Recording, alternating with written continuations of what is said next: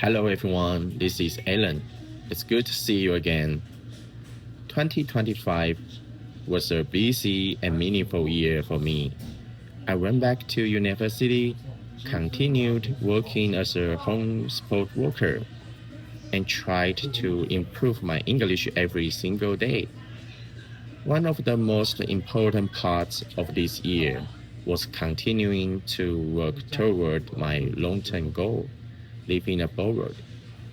I've already met almost all the requirements for the caregiver immigration pilot, but I still haven't received a job offer.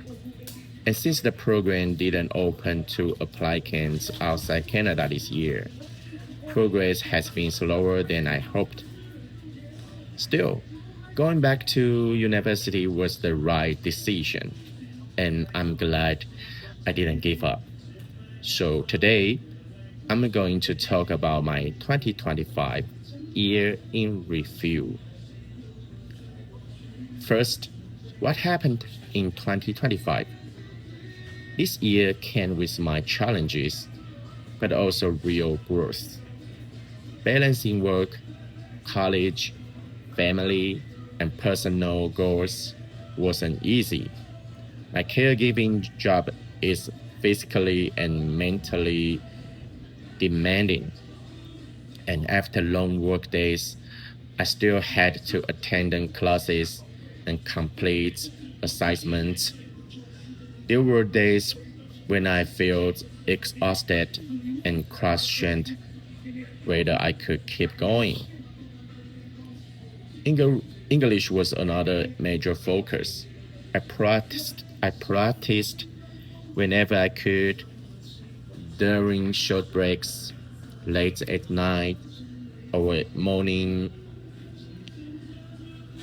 I read more, listened more, and tried to use English naturally instead of memorizing rules. Over time, I noticed a clear difference. I am more confident now, even though I still make mistakes. Family life was also a big part of my year. Raising my son taught me patience and responsibility.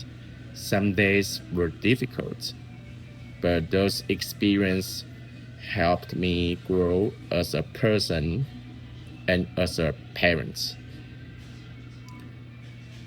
Next, what I learned in 2025. The biggest lesson I learned this year is that progress doesn't need to be perfect. It just needs to be consistent. Even on my worst days, I tried to move forward a little. Looking back, those small efforts really mattered. I also learned that my health affects everything. When I sleep well, exercise, and drink less alcohol, my mood, focus, and motivation all improved. Taking care of myself is not optional, it's necessary. Another important lesson is patience. Immigration, education, and personal change all take time. This year taught me to stop rushing and trust the progress process. So let's looking ahead to next year, 2026.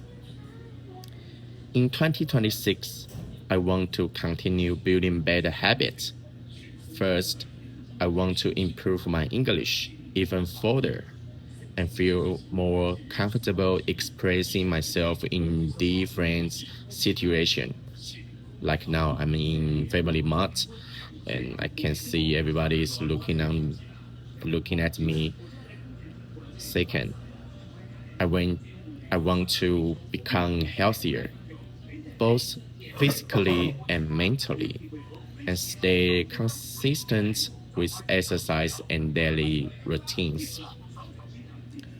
Third, I want to stay committed to my goal of living abroad.